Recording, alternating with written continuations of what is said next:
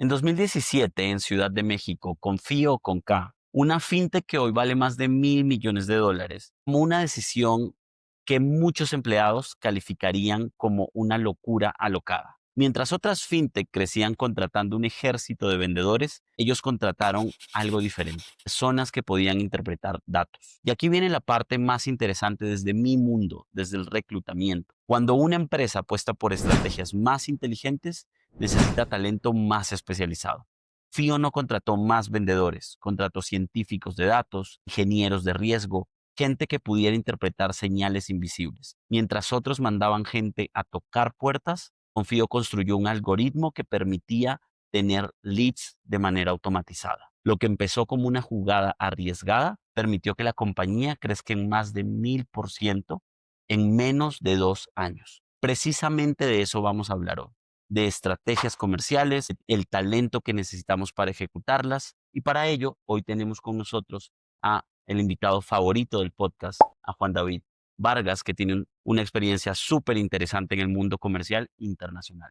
Juan David, cuéntanos un poco más de lo que has hecho tú y cómo puedes aportar a este episodio. Claro que sí, Juan Diego. Bueno, primero que todo, muchas gracias. Es un placer estar de nuevo acá.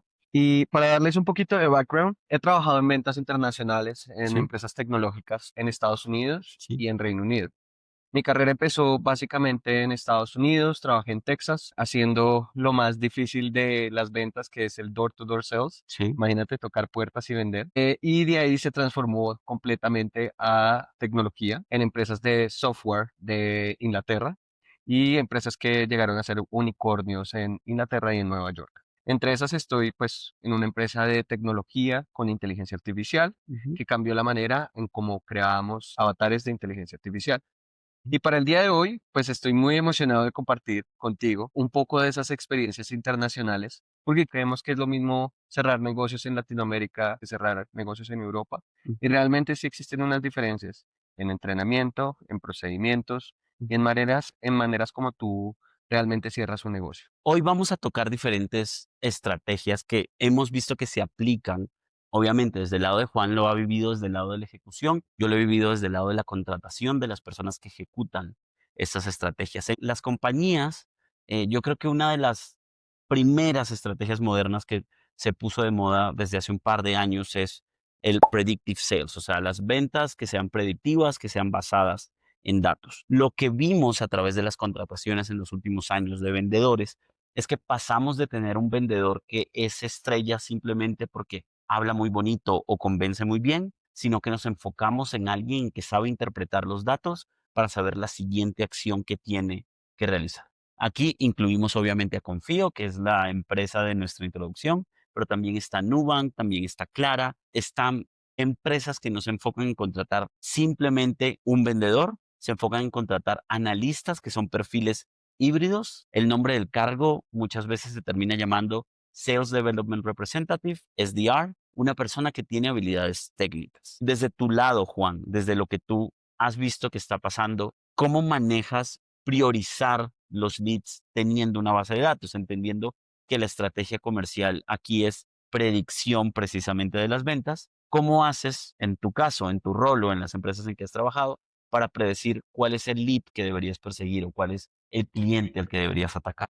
Bueno, eso es una pregunta bastante interesante, ¿no? Recordemos un poco que hay un camino para, digamos, llegar a ser un vicepresidente de ventas, Sí, ¿sí? Y el cargo por el que se empieza normalmente es un Business Development Representative o Sales Development Representative, depende, digamos, de la compañía. Y para cada compañía significa algo completamente distinto. Bueno, respondiendo un poco tu pregunta de cómo se debe priorizar, básicamente cuando uno está en este mundo, a ti te entrenan.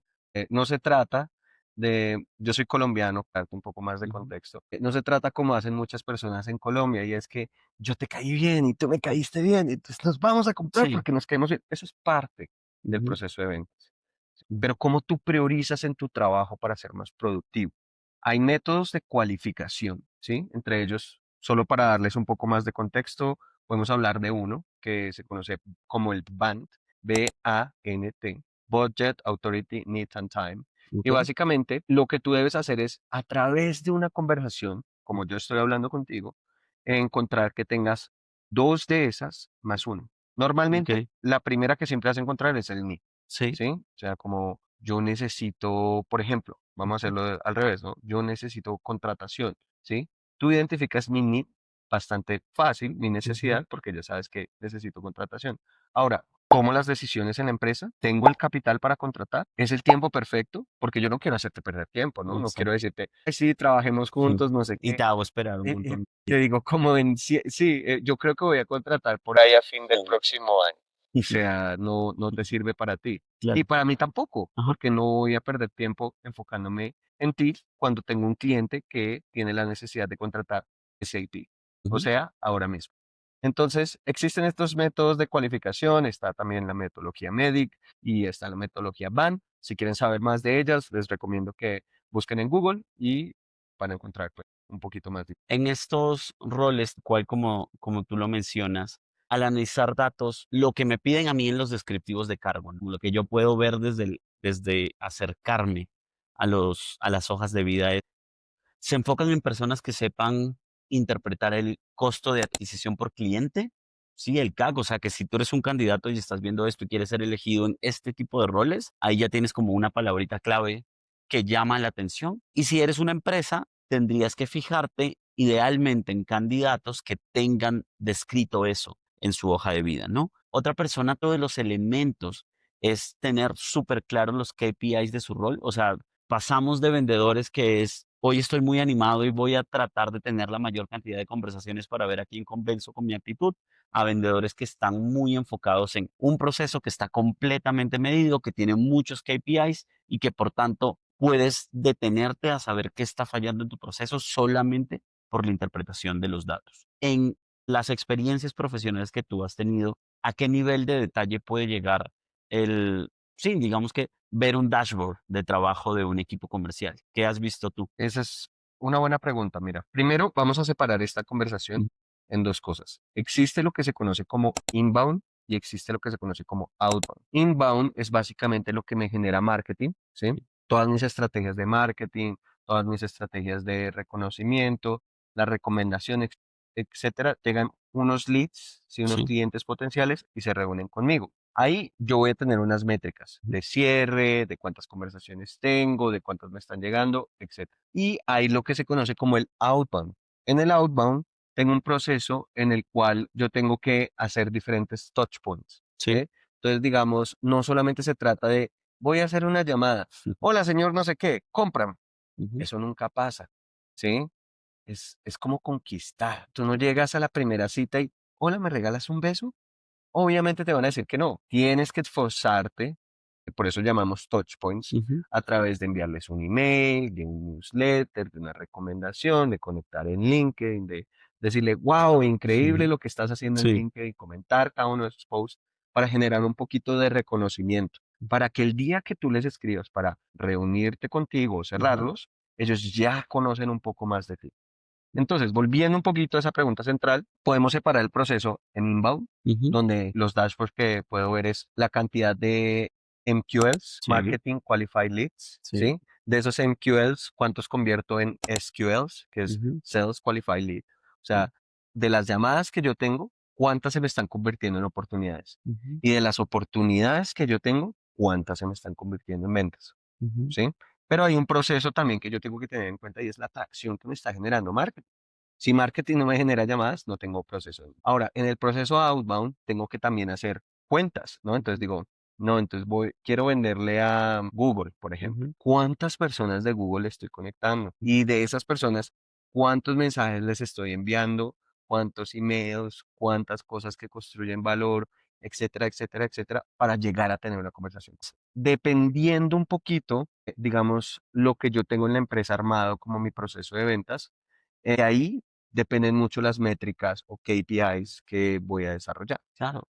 En ese tipo de estrategia que estamos completamente enfocados en datos, no necesariamente tu compañía tendría que tener el producto que más destaque en el mercado, digámoslo. Se ha vuelto una práctica muy común en la mayoría de compañías modernas implementar ese seguimiento de datos. La siguiente estrategia que muchas compañías comerciales aplican es una llamada Product-Led Sales, que es básicamente ventas seguidas por producto. Sí, que es básicamente que logras que tu producto o tu servicio destaque tanto que sea el el que hace la mayor parte de la venta. Sí, el caso como particular que tenemos aquí es de una startup que se llama Notco, que la pueden buscar súper interesante. Ellos se enfocan en el mundo del B2B, están en el mundo de, digamos que de la alimentación, y ellos dejaban que los chefs de los restaurantes prueben la tecnología que tenían antes de ponerse a vender cualquier cosa. Es decir, como un método freemium, ¿no? Como Spotify o Netflix, que usa unos días este producto, te va a gustar tanto que vas a hacer la compra. Cuando eso pasa, la estructura de ventas cambia completamente, porque ya no necesitas a alguien que necesariamente esté entrando a reuniones para hacer una relación de largo plazo, sino que necesitas personas que controlen que el mensaje esté llevándose de la mejor manera en cada una de las etapas. Ahí combinamos personas técnicas con las habilidades de comunicación. Este es un método que escala muy bien, pero que es difícil de montar y que requiere mucha inversión para las personas que nos escuchan.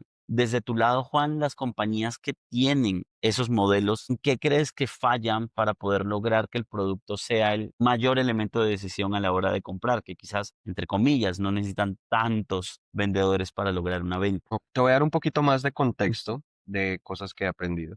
Y una de ellas, yo realicé una incubadora de emprendimiento y ujú, recuerdo que mi mentor decía que lo que se debe dedicar cualquier empresa pequeña o emprendedor es a vender. Al final del día es lo que paga la nómina, es sí, lo que crece el negocio.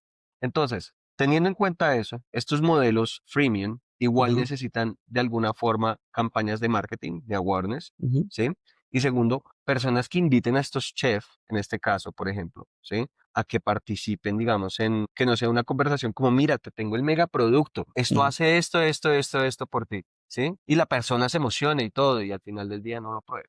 Imagínate, no estamos haciendo nada, ¿no? sí, Entonces, claro. realmente, digamos, estas empresas que están haciendo estos modelos freemium, igual tienen que trabajar en un embudo de ventas. Así tengan una o 10 personas, no tengan Sí, que dedicarse, o sea, si no tengan un equipo comercial que sea gigante, sus personas que están convenciendo a otra persona que intenten una nueva solución, ¿sí? Tienen que tener un embudo de ventas. ujú, Entonces, respondiéndote un poquito a la pregunta, yo creo que, digamos, cualquiera de estas empresas igual debe tener un equipo de venta especializado, ¿sí? ujú. Y lo complementaría con algo adicional, y es que las ventas se están también transformando un poco con automatizaciones, Sí, ¿sí? Que es la inteligencia sí, artificial. Por ejemplo, yo te comentaba ahorita hace un instante el tema del outbound, cómo maneja 15 puntos, sí, etcétera, cómo conectas con un montón de gente, ¿cierto?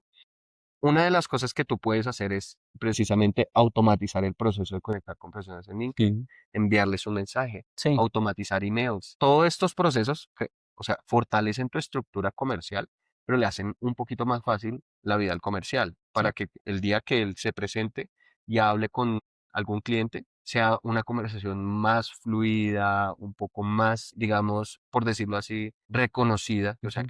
que el cliente ya o el prospecto ya sepa de que le vas a hablar de un tema específico. Entonces, complementar AI con un buen embudo de ventas, súper poderoso. En ese caso, y esto conecta mucho con la siguiente estrategia que vemos que aplican las compañías modernas, llamémoslo así. Otra es una que se llama Land and Expand, que es básicamente aterriza y expande, ¿no? Como llega a esa compañía de alguna forma, haz que te conozca. Y este modelo trata de vender algo muy pequeño, algo que a la empresa no le cueste tanto decidir si vale la pena. Es decir, bueno, es barato y demás. Ok, comprémoslo. Es una baja fricción para entrar dentro de su sistema y expandirse orgánicamente para crecer en la compañía. Acá uno de los ejemplos que más destaca de una empresa que lo aplicó muy bien es una que se llama, nunca he sabido pronunciarla porque siempre la veo escrita y nunca la digo, se llama Auzo, que es básicamente una plataforma de autenticación. Es una startup súper interesante que ha crecido mucho en los últimos años, que trabaja con las compañías más grandes alrededor del mundo. Y el modelo que ellos aplicaron es vender una integración mínima muy barata para las compañías, y una vez estaban dentro, generaban toda la arquitectura completa. ¿Eso qué quiere decir desde el lado de la contratación? Que los vendedores que ellos contrataron no eran closers, no era el high ticket closer. Tú no llevas a este tipo de empresa a un vendedor de productos de $20,000 que se reúne con leads súper calificados todo el tiempo y los persigue hasta cerrar la venta.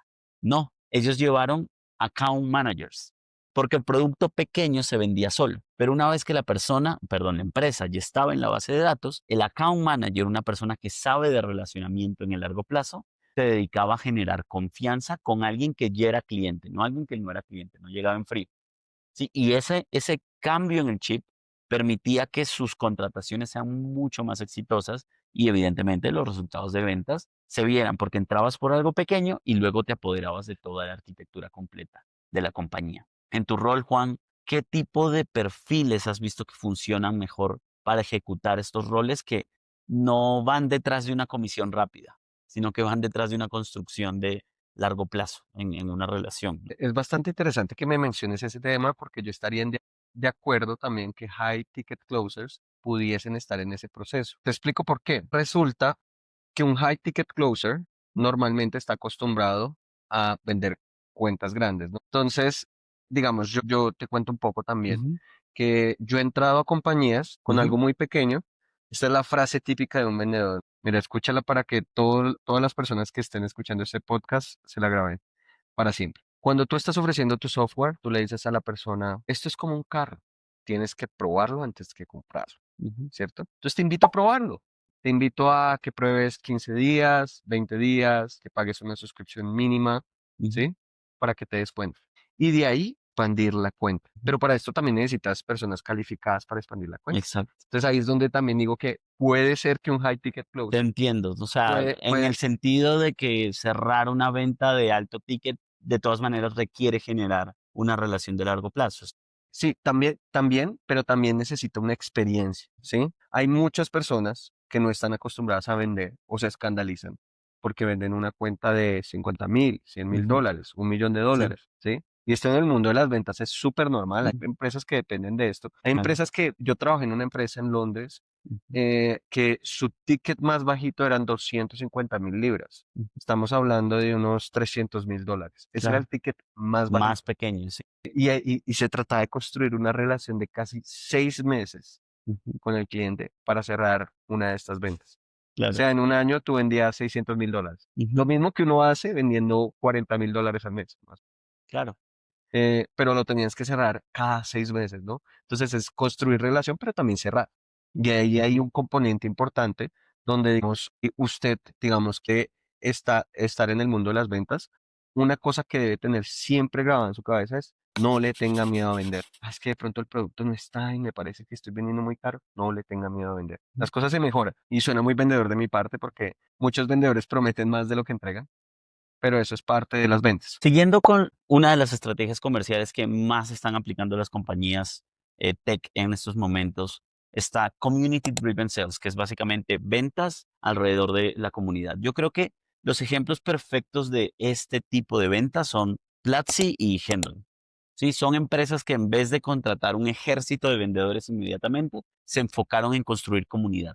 ¿Y eso de qué perfiles nos habla? De perfiles como community managers, personas que se enfocan en desarrollo de redes sociales, personas que se enfocan en la interacción, obviamente analistas de datos, un montón de personas para crear contenido. Todo esto genera comunidad y por tanto la venta que ellos generaban tenía una fricción mucho más baja que quizás otras ventas un poco más consultivas, ¿no? Desde tu lado, Juan, ¿cómo crees que se apalanca una compañía o qué tanto debería invertir en crear esa comunidad para que tenga un balance sano entre esto es muy interesante y creo comunidad y sí me está trayendo clientes, ¿no? ¿Cómo crees tú que debería darse ese balance? Ok, perfecto. Bueno, lo primero es que si tú piensas unos años atrás, cómo ha cambiado el mundo de las ventas Sí, a hoy en día, te devuelves unos años atrás y en Estados Unidos sí, tenías el típico cold calling, ¿sí?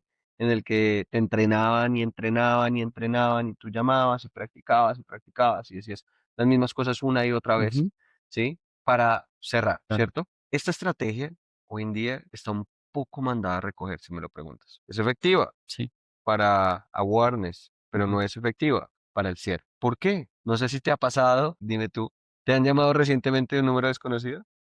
sí, claro, ¿Qué tiendes a hacer? no contestar, No contestar. sí, o sea, Hay ignorar. estudios que demuestran que, Claro, y además ahora es más fácil hacerlo, ¿no? sí, A como entonces, llamar a números masivamente. sí, entonces hoy en día estas estrategias de llamada en frío sirven un poco para conocimiento, para compartir información, pero no tanto para vender. ¿sí? Como te decía, sirve como uno de esos touch points en el proceso outbound, que suena un poco complejo y todos dirán, este man está hablando en inglés, pero hay cosas que son un poco difíciles de traducir, ¿no? Como los puntos de toque y el proceso de encontrar, digamos, en venta, ¿no? ¿Qué es importante en generar comunidad? Entonces, la evolución fue, pasamos de ese cold calling a que alguien aparece en redes sociales, baila como Shakira y te dice, compra tu seguro ya. ¿Y Sí. qué hace la mayoría de personas? ¡Pum! Compran su seguro. ¿Sí? Exacto. Pasamos de uno al otro. ¿Cómo mantengo el equilibrio? Si una empresa no está generando marca, pierde, ¿sí? Porque, o sea, no está generando, digamos, clientes que lo pueden referenciar con otros clientes. Pero también si no está cerrando, o sea, imagínate yo compartir un montón de valor. ¿De qué vive el emprendedor? ¿De qué vive el emprendedor? Sí, claro, tiene que ¿Sí? haber sí, Equilibrio entre, ingreso para ajá, justificar todo eso, ¿no? se trata de, yo creo mi audiencia, no le estoy vendiendo todo el tiempo, estoy regalando un poquito de valor y les doy ese sabor de, ¿quiere saber más? Ujú. ¿Quiere un poquitico más? Págueme, ¿sí? Porque de esto yo vivo. Que es lo más justo, ¿no? O sea, al final del día Sí, es lo sí, más sí. justo. Entonces, como para responder tu pregunta, ¿deberían todas las empresas enfocarse en crear comunidad? Sí o sí, Ujú, sí. Y si no lo están haciendo, recomendaría que busquen empresas como la tuya ujú. para encontrar talento que les ayude a construir una comunidad.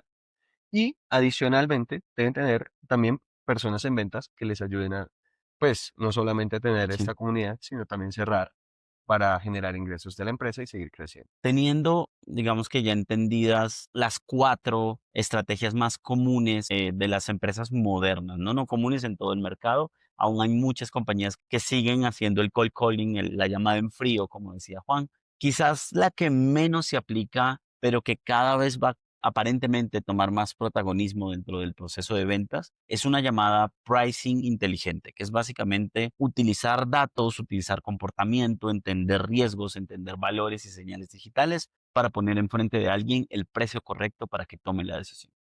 ¿Sí? Esto podría entenderse en el mundo financiero, podría entenderse con las aerolíneas cuando te ofrecen el valor de un boleto de avión de manera dinámica, llamémoslo así, o incluso se puede entender en Uber.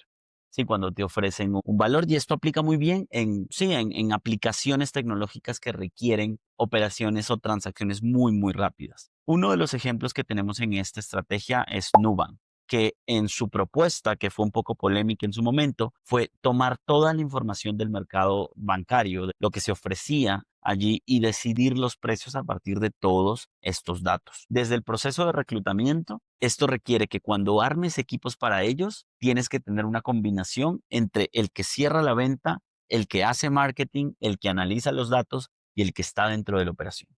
Poner de acuerdo a todas esas áreas es complicado. Y obviamente con tecnología tú puedes generar algoritmos, puedes utilizar inteligencia artificial, pero siempre vas a necesitar la aprobación o la dirección de un humano en el proceso, ¿no? Más que consultarte, porque entiendo que este tipo de precios inteligentes sirven mucho para aplicaciones concretas, pero quizás desde tu lado podría variar un poco. Pero en la experiencia que has tenido tú, Juan, ¿qué crees que hace que un precio se sienta justo para un cliente? Porque sí, tú te has sentado con diferentes empresas, con diferentes tomadores de decisión, les has dicho valores desde seguramente $10 o 10,000 pesos colombianos hasta 250,000 libras o más. ¿Qué hace un precio justo para un cliente realmente? Esa es una muy buena pregunta. Y es el principio básico de las ventas. Y es básicamente su percepción del valor. Para todos, valor no es el mismo, Sí, ¿sí? Por ejemplo, yo podría tomar tus gafas en este momento y tú podrías tener problemas de visión o no tenerlos, ¿sí? Pero para ti, el valor de tener tus gafas representa algo, ¿sí? ujú, Mi trabajo como persona de ventas es entender cuál es ese valor. ¿Es ujú, porque te gusta cómo se ven? ¿Es porque te protege frente a la pantalla? ¿Es porque tienes algún problema visual? ¿Es porque te genera mayor comodidad y de pronto tú te sientes una persona más confiada al hecho de tener tus gafas? ¿Sí? Y después de construir tu valor, yo te puedo decir, estas gafas valen $10 porque te protegen. Pero si a ti no te interesa que te protejan, vale $1. exacto, Pero si yo te digo, estas gafas te van a dar conformidad y vas a poder tener cualquier entrevista sin sentirte con nervios, sin sentirte inseguro y crees la idea de que yo te estoy vendiendo las gafas porque son esas, sí, me vas a pagar $300. sí. Son las mismas gafas. Entonces, ¿qué hace un precio justo y qué no lo hace? Es la percepción de valor. ¿sí? ¿Cómo? Ujú, Y bueno, y el trabajo de un representante de ventas es precisamente hacer una muy buena calificación del cliente, ¿sí? ujú, Identificar sus necesidades y su situación actual, identificar su situación deseada y ser el vehículo entre la situación actual y la situación deseada para poder, pues, obviamente ofrecer cualquier valor. ¿Sí? Entonces, respondiendo a esa pregunta, digamos, creo que las empresas deben, primero, contratar un poco más capital especializado. De nuevo, volvemos a este punto de, o sea, este ejemplo me parece muy interesante, el de Nubank, porque tiene conexión entre muchas áreas. Y hay muchos empresarios que realmente creen que se las saben todas y terminan teniendo un Frankenstein en su compañía. ujú. En algún momento Sí, hablamos lo de que eso. hablábamos. En un Sí, podcast hablamos de los Frankenstein, ¿sí? sí. Y básicamente es eso, ¿no? Entonces es, ¿cómo hago yo que mi compañía sea eficiente? ¿Cómo hago que esto se comunique? ¿Sí? Ujú. Y bueno, entonces, o sea, para lograr todo esto, yo realmente considero que las empresas deben buscar gente especializada y que sepa. Entrenar un junior hoy en día, pues, demasiado difícil, ¿no?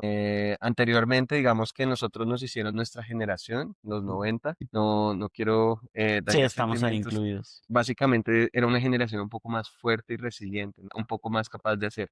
Estas nuevas generaciones de pronto son un poco más avanzadas en tecnología, pero bueno, eso es Sí. otro tema, ¿no? Pero sí, realmente buscar gente capacitada que sepa hacerlo para crecer su empresa. Perfecto, Juan. La verdad que realmente me encantó la respuesta. Siento que en algún momento ibas a sacar un lápiz, un esfero y me vas a decir, véndeme este esfero como en el lobo de Wall Street, con el conocimiento de las ventas. Justamente queremos dejar una sección porque digamos que nuestra audiencia en LinkedIn nos han escrito, nos han preguntado cosas precisamente porque sabían que venía este capítulo e íbamos a hablar de estrategias comerciales. Tenemos algunas preguntas en una sección tipo rapid fire questions, que es como hacer preguntas rápidas, ¿no? Como respuestas concretas de tu lado. Tenemos una lista de preguntas que queremos realizarte, pero antes de entrar en ello, me gustaría mucho que la audiencia sepa cómo puede saber más de ti, cómo se entera más de lo que tú haces o cómo pueden entrar en contacto contigo si quizás necesitan resolver algunos de los problemas que tú y yo discutimos aquí.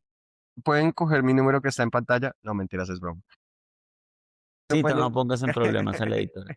pueden encontrarme en @emprende con Juan y el número uno al final en Instagram o Juan David Vargas Vélez en LinkedIn. Seguramente les voy a aparecer en alguna de sus primeras opciones. Y bueno, súper feliz de conectar con todos ustedes. ¿Listo? Bueno, vámonos con las preguntas entonces. Perfecto. Juan, la primera pregunta es, ¿cómo hago para conseguir más clientes sin gastar demasiado dinero en publicidad? Siempre es más fácil que un cliente que ya te compró te vuelva a comprar. Ujú. Entonces, invierte en tus clientes que ya te compraron y bueno, ahí puedes conseguir nuevos clientes. La siguiente, tengo una app nueva y siento que nadie la usa. ¿Cómo hago para que la gente se interese y confíe en mi producto? Bueno, mi recomendación es, si es una app nueva, el círculo de ventas es que tú siempre debes empezar por tu familia, tus amigos y después ir al mercado. Ujú. Entonces, mi recomendación es, invita a tus amigos a que te cuenten, invita a los amigos de tus amigos y de ahí pasa a clientes potenciales. Quisiera saber cómo hacer para que mis clientes actuales compren más productos sin que se sientan presionados. Construye una relación. Entonces, ahí se trata de, les estás escribiendo, les estás enseñando cómo utilizar tu producto, les estás dando prácticas que puedan mejorar sus resultados. Si no es así, ahí tienes grandes oportunidades para crecer tu negocio. A veces siento que gastamos mucho tiempo hablando con clientes que nunca compran. ¿Cómo podemos encontrar a los clientes que sí quieren nuestro producto más rápido? Bueno, si estás perdiendo mucho el tiempo en clientes que nunca van a comprar, es porque no tienes un proceso de cualificación efectivo. Empieza a tener una estructura de cualificación. En nuestro podcast hablamos del BANA: Budget, Authority, Need and Time. Presupuesto, autoridad, necesidad y tiempo. Si no estás haciendo esas preguntas, vas a quedarte perdiendo mucho tiempo con tus clientes. Quiero que mis clientes hablen bien de mi empresa y recomienden nuestro producto, pero no sé por dónde empezar. ¿Alguna idea? Claro que sí, construyendo relación. Pregúntale a tus clientes cómo les fue, si tienen alguna sugerencia, qué les gustó más y en qué puedes mejorar. Perfecto, Juan. Muchísimas gracias por haber participado en el podcast con nosotros. De verdad que la información fue súper valiosa. Yo mismo me llevo muchas lecciones para los equipos comerciales que estamos montando internos, así como para clientes. Entonces, de verdad, un placer tenerte de nuevo aquí y espero que nos acompañes pronto en otro episodio de las notas del reclutador. Muchas gracias a ti, Juan Diego. Que estén bien. Bye.